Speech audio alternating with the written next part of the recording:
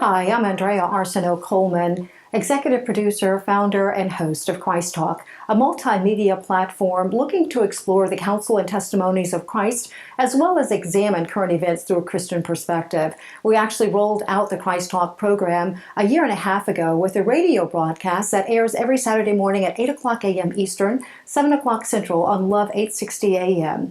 Today's video discussion takes place following one of those broadcasts. We took on the discussion of child sex abuse stemming from the alleged behaviors in the recent docuseries Surviving R. Kelly.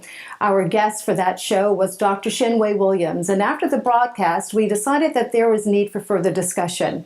Hence today's program. We hope that you'll enjoy it and find it useful as well as meaningful. Dr. Williams will explain to us not only what child sex abuse looks like, but also what parents can be on guard for, signs that their child may have experienced some uncomfortable or unwanted advance from another person, or that even how the perpetrator or predators may groom a child. And before we get started with the conversation, if you'll tell us a little bit about yourself. Yes, absolutely. I'm an associate professor of counseling. I'm also the owner and principal therapist at Meaningful Solutions Counseling and Consulting, which is a therapeutic practice located in Roswell, Georgia. Very good. And you actually deal with this subject quite a bit when talking about abuse in any kind, but in particular child sexual abuse. Absolutely. So our practice serves individuals, adolescents, young adults, couples, and families with a wide range of presenting concerns. However, personally as a therapist, I do serve a lot of individuals who've experienced child sexual abuse. Talk a little bit about the documentary Surviving R. Kelly. You mentioned this on the radio broadcast a couple of weeks ago, but your reaction to it? Oh, Andrea, my initial reaction as a parent, as a female, was sadness. I thought it was really heartbreaking to hear the stories from all of the women who have been affected by this issue, and also to hear the parents, just the sense of helplessness and hopelessness that they conveyed, I found really, really sobering. I do want to add, as a mental health professional, my sadness quickly turned into encouragement simply because we are talking about this issue. And this is a really, really hard topic to discuss, but a really important topic. So I actually thank you for creating this platform for us to talk a little bit more about what really remains a silent and hidden epidemic, which is childhood sexual abuse. And how prevalent is childhood sexual abuse in our society? All too prevalent, all too prevalent. So recent stats come from a study conducted by the Centers of Disease Control that indicates 1 out of 4 females are sexually abused by the age of 18, and 1 out of 6 are sexually abused by the age of 18. So it's extremely common, unfortunately. So define that for us. So what constitutes sexual abuse for a child? Yes, absolutely. So sexual abuse is any covert or overt sexual act that's perpetrated by an adult. And so this is the participation of the child is usually obtained through seduction or coercion. So an older child can also be a perpetrator, but in this case, we're really talking about adults who perpetrate against children. So for parents who may suspect or unfortunately may think maybe their child has endured some measure of sexual abuse, what are some of the signs they could look out for? Yeah, there are a number of signs that parents can look out for. The physical signs include abdominal pain. With females, we see a lot of urinary tract infections, frequent urinary tract infections. Some children report headaches. So those are physical signs, but there are also behavioral signs that can be observed as well. If you find out that your child, or if you find that your child is running away, specifically hiding or running away from a specific individual, such as a neighbor or a babysitter, any adult, that's just something to look out for. If your child has unusual or inappropriate knowledge of sex that really is advanced, when you think about their age or their developmental stage, then that's something that we clinicians really pay attention to as not quite a telltale sign, but something that again warrants some further investigation. So those are some signs that parents can look out for.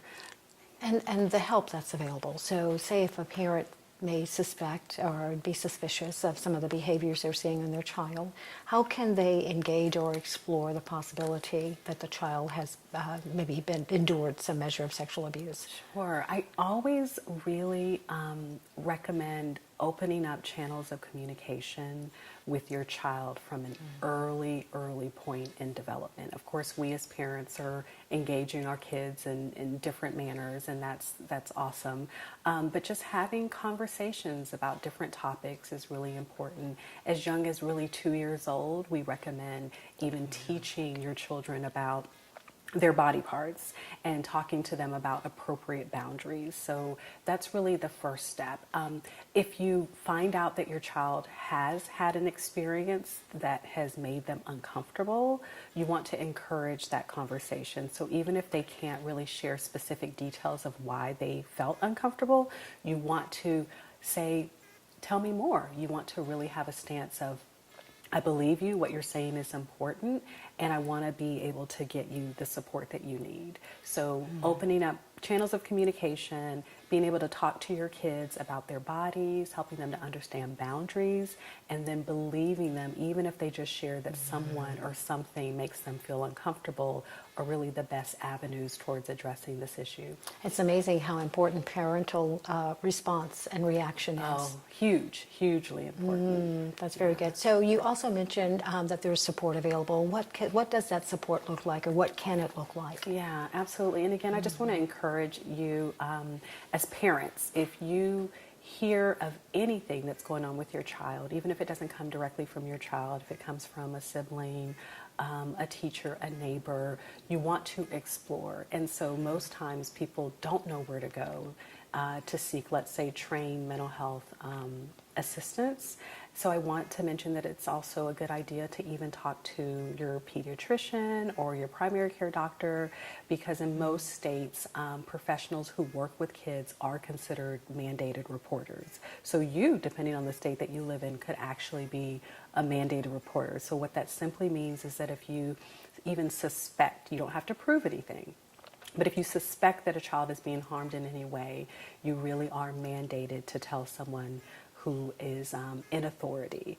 So help. So once you have disclosed to someone in a professional setting that this has happened to your child, or that you wonder if this has happened to your child, hopefully that individual will give you information on how to get mental health treatment. And by the way, it's really important not just for your child. So mental health treatment isn't just for the individual who's been directly impacted by this issue, but really for the family. And that's been my experience, Andrea, is that families don't know how to handle this issue. We don't really talk about it. We don't hear a whole lot about it. So the mental health professional will help you navigate those really difficult conversations with your own child and help you process your own feelings of, I would imagine, helplessness around this. Yeah, and some measure of guilt, it seemed to, at some point. And why should parents not take on that level of emotion regarding the situation? Yes, I love that you brought that up, because I see this happening quite a bit, where the blame gets shifted. The blame gets shifted from the perpetrator, who's really the one that's responsible for inflicting this harm. Parents blame themselves. In worst or extreme cases, some blame the child. But parents should not blame themselves. This is really an issue of getting your child the support that he or she needs right away, and understanding how best to help your child. Talk a little bit about the grooming of the predator. What does that look like? How might a parent think that this person is getting too close to my child, and be, I guess, validated in that thought? Yes, absolutely. So what we do know through research is that there is a grooming process by which predators or potential abusers grow closer and closer to not just the individual child, but also the family members, also friends that are in that child's life. And so there are 6 steps, but the important steps that I really want to point out today is that individual is trying to gain trust. And so they're paying attention to what's happening to your child, or to any child. And what we know through research is that the children that are targeted, and that's actually the first step, is targeting. The children that are most targeted are children who are deemed by the perpetrator as being needy, as being emotionally vulnerable, and also as having the least amount of parental monitoring. So that's important to point out. The second or third step really is isolation. So once that perpetrator has identified a child, they begin the process of isolating that child from their family, from their friends, and making that child feel special. And let's face it, Andrea, a lot of young people don't always feel chosen. They don't always feel special. And so in thinking about the docuseries, that's another takeaway, is that when people feel special, especially from a celebrity or a high-profile individual, whomever that is, that does something, especially when there's a lack of acceptance at home, perceived. Sometimes the kid could be loved, but they don't always feel loved or accepted. So if you have someone that's offering not just gifts but attention, that is that can lead to entanglement. So that all of that is really part of the grooming process. That's interesting. And when you mentioned the docuseries, I thought of one of the families that was presented in the piece, where the parents seemed very involved and were actually even there when their child met the artist. But that wasn't enough, and she ended up actually in his care. Yes. And so it's just so very heartbreaking. I guess to a certain extent, parents can do whatever they can, but life still happens. Correct? Life still happens. Right. Yeah. For the consequences of those who may have endured abuse at the hands of someone, what are some of the consequences for them? And with that, what is the help that's available to them? Absolutely. So there was a well-known study conducted by the Centers for Disease Control and Kaiser Permanente. It was a partnership research endeavor, and they looked at adverse childhood experiences. So it's actually well known as ACE, or commonly known as the ACE study, if anybody wants to do some research. And the ACE study found a really strong association between childhood sexual abuse, or really any form of childhood trauma, with long-term, not just mental health issues, but physical issues as well. And so they looked at adults. This was a longitudinal study, so done across numbers of years.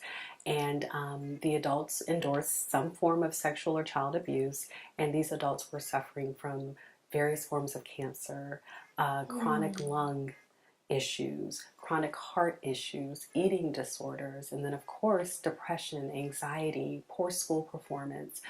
They noted when they were in school. So these effects are really pretty significant, and so I think that's another reason why I'm so pleased that we're having this discussion, because it's worth bringing, shedding light on this topic. And I understand too that sometimes when people who have been abused and in whatever area of life or suffered a wound, that sometimes the revisiting of that topic can trigger certain emotions. So what are some signs that maybe if someone's hearing it, especially in light of this documentary that came out, and I understand another one regarding another artist is soon to be released, if someone finds themselves struggling in the midst of all of this talk and discussion on the topic, how and where might they get some help? Yeah, thank you for bringing that up. I actually heard from several former clients when the documentary was going on, honestly, even during the Kavanaugh hearing. They were triggered. They were triggered by what was happening in the media. They were triggered by what was happening on social media. With both instances, the documentary, the hearing, and as you mentioned, there's another documentary that's coming up. And I want people to know that that's natural. It's natural to feel some form of anxiety. It's natural to feel fear and helplessness. But as you pointed out, help is available. And I want to encourage anyone out there that's experienced childhood sexual abuse, or could even be currently experiencing childhood sexual abuse, to reach out for help. And there are a number of avenues to get trained expert help in this area. Right. And we can talk about that, or I can provide some information after the show. That would be very good. And so lastly, your takeaway, when any other takeaways, any other insights that you would like for us to consider in light of that documentary, I guess, and any others that come forth, anything to look at and just learn from regarding humanity and sometimes where fallen nature can take us? Yeah, absolutely. So I think the biggest takeaway is just the prevalence, and we've kind of talked about that today, but I think it's again important to mention that 1 out of 10 children will be sexually abused by the age of 18.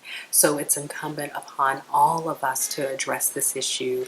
It's difficult. It's really hard to talk about, but it's still occurring. So that's not going away. So I just want people to listen with their heart when they hear about these stories. Sometimes it's so uncomfortable that we kind of look the other way, or we make light of it, or we minimize what's happening.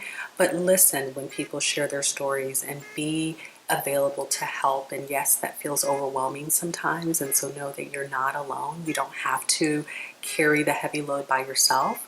But perhaps be supportive of someone by leading them in the right direction towards help. Very good. And if someone would like to talk with you, Dr. Williams, or learn more about you, where can they get that information? Yeah, absolutely. So my website is www.meaningfulsolutionscc.com. Again, www.meaningfulsolutionscc.com. And you can contact me from my contact page. That's very good. And we want to make certain that you understand that it's www, Meaningful Solutions, one word, no dot after that www. So it's www.meaningfulsolutionscc.com. So Dr. Williams, we thank you so much. And you're going to actually join us for another segment shortly where we're going to talk about the culture of silence and actually, I guess, the impact that's having on the prevalence of not only child sexual abuse, but other ills in our society. So we'll be back in just a moment with more with Dr. Williams.